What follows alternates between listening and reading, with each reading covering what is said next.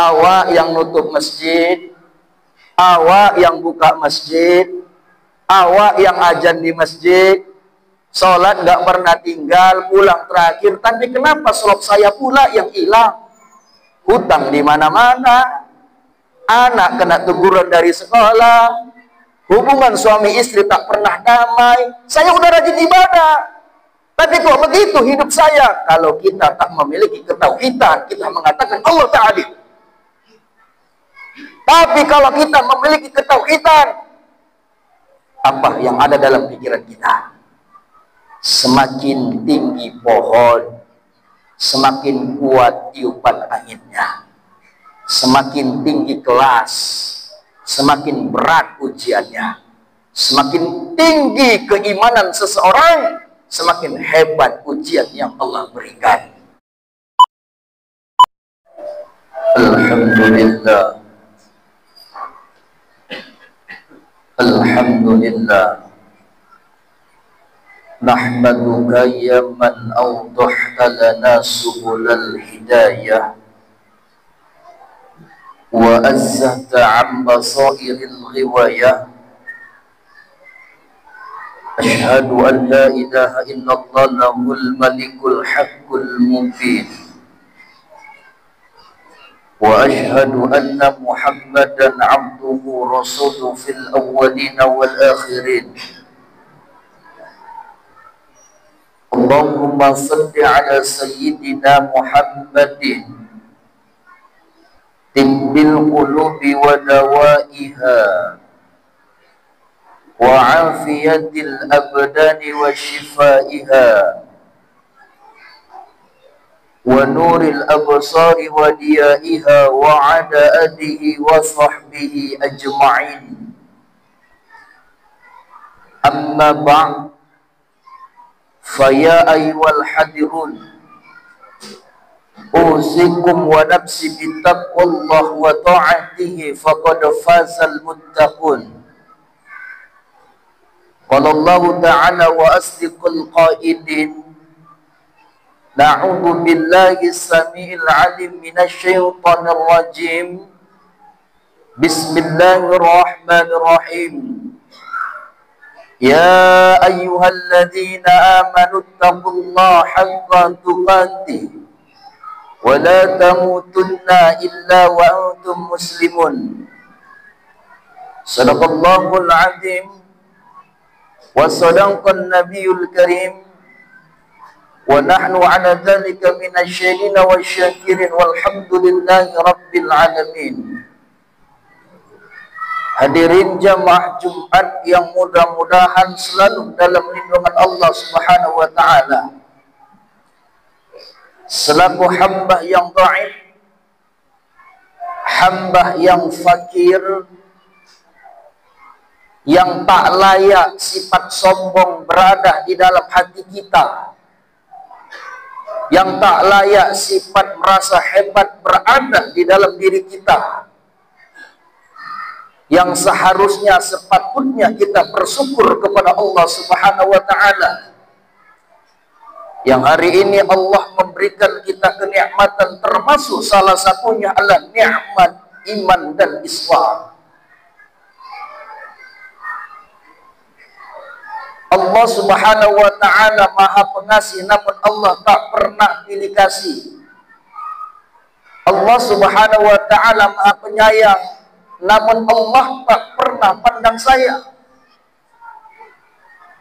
Sekiranya Allah pilih bulu, sekiranya Allah pilih kasih memasukkan seseorang ke dalam surga, memandang dari segi harta kekayaan, mungkin orang yang pertama kali masuk ke dalam surga Qarun. Sekiranya Allah memandang seseorang, memasukkan seseorang ke dalam surganya, memandang dari pangkat jabatan, mungkin Fir'aun yang pertama kali masuk ke dalam surga. Sekiranya Allah memasukkan seseorang, memandang dari segi kekuatan, mungkin orang-orang yang kafir, yang kuat, yang hebat, Mungkin mereka yang pertama kali masuk ke dalam surga. Akan tetapi apa? Rasulullah sallallahu alaihi wasallam bersabda, "Innallaha la yanzuru ila jasamikum wa amwalikum." Sesungguhnya Allah tak pandang rupamu. Allah tak pandang hartamu. Walakin yanzuru ila qulubikum wa a'malikum. Akan tetapi yang Allah pandang adalah hati dan amal perbuatan kita. Salawat bertangkaikan salam kepada junjungan alam Nabi besar kita Nabi Muhammadin sallallahu alaihi wasallam, sebagaimana lafaz salawatnya, Allahumma salli ala sayyidina Muhammad wa ala ali sayyidina Muhammad. Mudah-mudahan kita termasuk umatnya di yaumil akhir nanti, amin ya rabbal alamin. Satu prinsip yang dimiliki oleh baginda Rasulullah SAW, patahnya dayung diganti dengan tangan, robeknya layar diganti dengan baju. Daripada Rasul mundur satu langkah, lebih baik maju 1000 langkah. Satu bendera dipertahankan, satu kalimat la ilaha illallah, Rasul tak pernah gocar, Rasul tak pernah bimbang. Apa yang dipertahankan? Agama Islam. Maka hadirin jamaah Jumat, hari ini yang memegang prinsip yang macam ini tak lain dan tak bukan yang kita tonton di medsos. Saudari kita di Palestina, anak usia 7 tahun, 8 tahun, 9 tahun, kalau kita tanya apa cita-cita Anda, mereka tak menjawab. Cita-citaku pengen jadi orang hebat, pengen jadi orang yang kaya raya, pengen jadi dokter, tentara, polisi, dan lain sebagainya. Tak itu mereka jawab. Tapi mereka mengatakan mut syahidan aw ta'ishu kariman, hidup mulia atau mati syahid. Mereka pengen ibadah dengan tenang, nuntut ilmu dengan tenang, sholat Jumat dengan tenang. Hari-hari bom hadir dalam kehidupan mereka. Bagaimana kita yang tinggal saat ini di kampung kita ini? Ke masjid fasilitas AC yang sangat lengkap, jalan yang sangat mulus, terkadang berat rasa kita melangkahkan kaki ke masjid. Istiqomah, tepuk dada, tanya hati. Hadirin jamaah yang Allah muliakan, kami selaku khatib berwasiat kepada kita semua agar selalu meningkatkan kualitas iman dan takwa kita kepada Allah. Takwa diterangkan dalam kitab Jalalain jilid 1 halaman 23 baris ketiga dari bawah, yang dikarang oleh Imam Jalaluddin As-Suyuti dan Jalali Al-Mahalli, dikatakan at-taqwa imtisalu awamirillah wa jatinabu wa nawahi. Mengerjakan apa yang Allah perintahkan, menjauhi apa yang dilarangnya. Orang beriman belum tentu bertakwa, tapi orang yang bertakwa sudah pasti beriman. Hadirin jamaah Jumat yang berbahagia, maka ada satu hadis baginda Rasulullah SAW yang kita rujuk dalam kitab Mukhtarul Ahadis yang dikarang oleh Imam As-Sayyid Ahmad Al-Hashim Al-Misri rahimahullah ta'ala.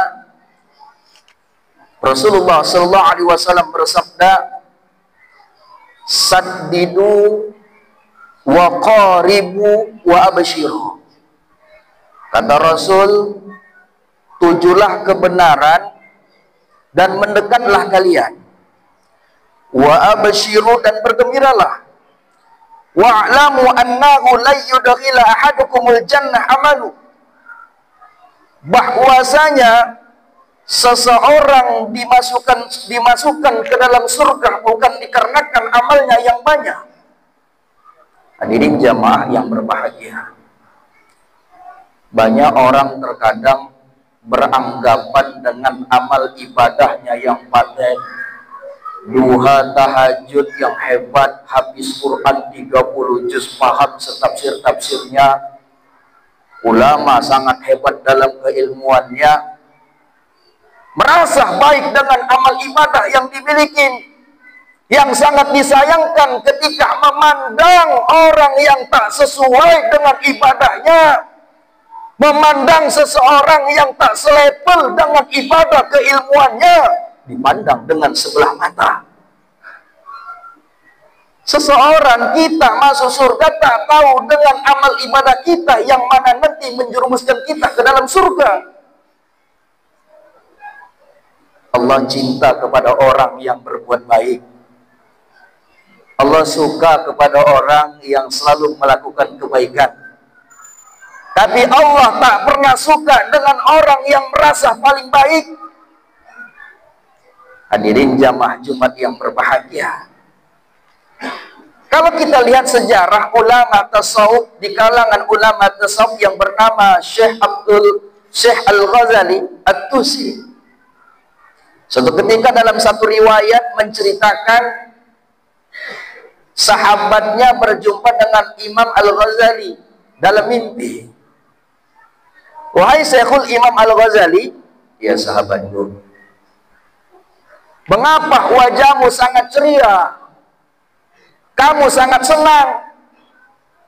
Imam Al-Ghazali mengatakan, Allah ridho kepadaku. Apa yang membuat Allah ridho, Allah suka, Allah cinta kepadamu, wahai Syekhul Imam Al-Ghazali?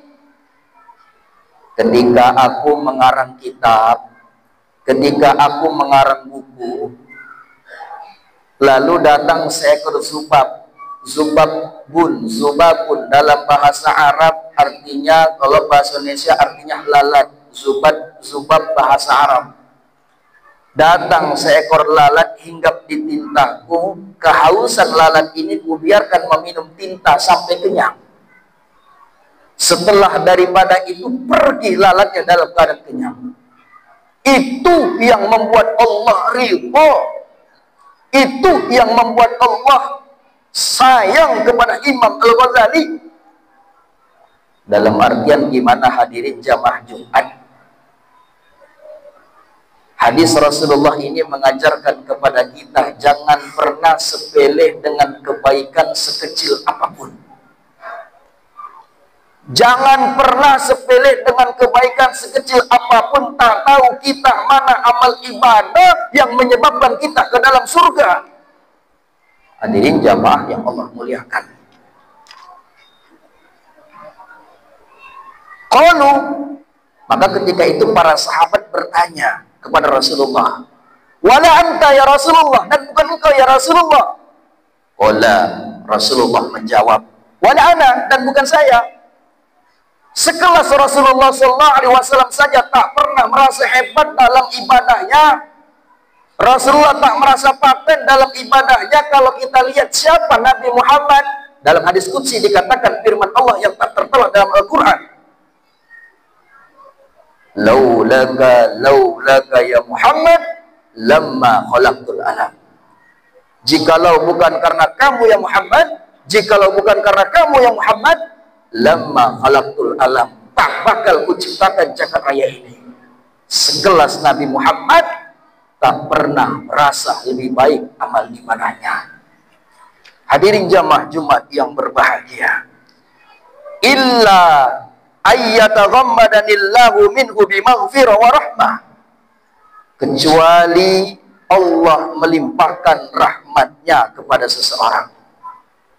Rupa-rupanya seseorang masuk ke dalam surga dikarenakan rahmat Allah.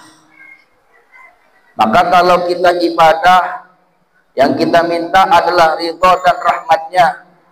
Maka hadirin jamaah Jumat, dalam konsep Al-Quran rahmat terbagi dua. Ada rahmat bimakna am, ada rahmat bimakna khos.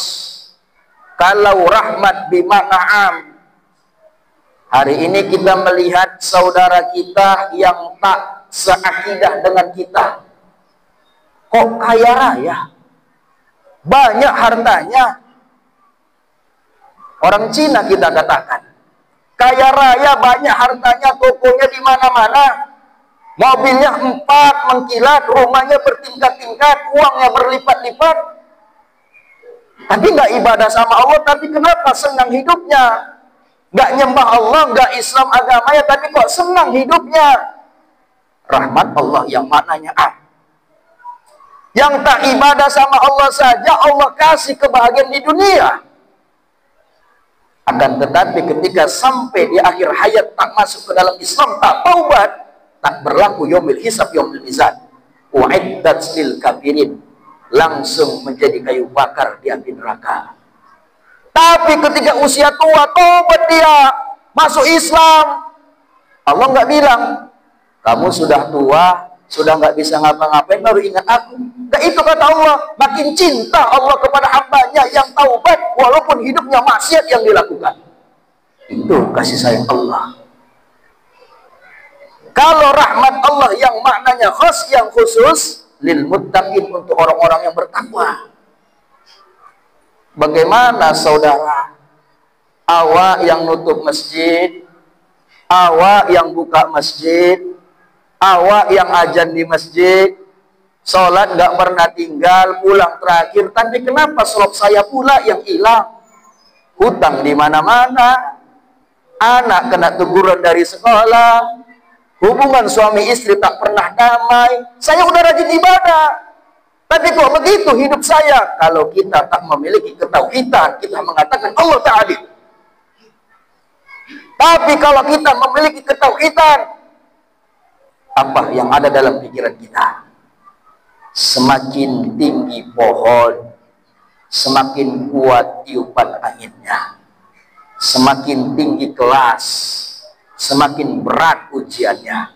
Semakin tinggi keimanan seseorang, semakin hebat ujian yang Allah berikan. Hadirin jamaah yang Allah muliakan, sebagai kesimpulannya, jangan pernah sepele dengan kebaikan sekecil apapun, Allah balas. Jangan pernah merasa puas dengan ibadah yang kita lakukan, dan jangan pernah memandang sepele orang lain yang tak semisal dengan kita. Karena Allah cinta kepada orang yang selalu melakukan kebaikan. Tapi perlu kita ingat, Allah nggak suka dengan orang yang merasa paling baik. Barakallahu li wa lakum fil Qur'anil 'azim wa nafa'ni wa iyyakum bima fihi minal ayati wa dzikril hakim. Wa taqabbal minni wa minkum tilawatahu wa samil 'alim. Aqulu qouli hadza fastaghfir innahu wal ghafurur rahim.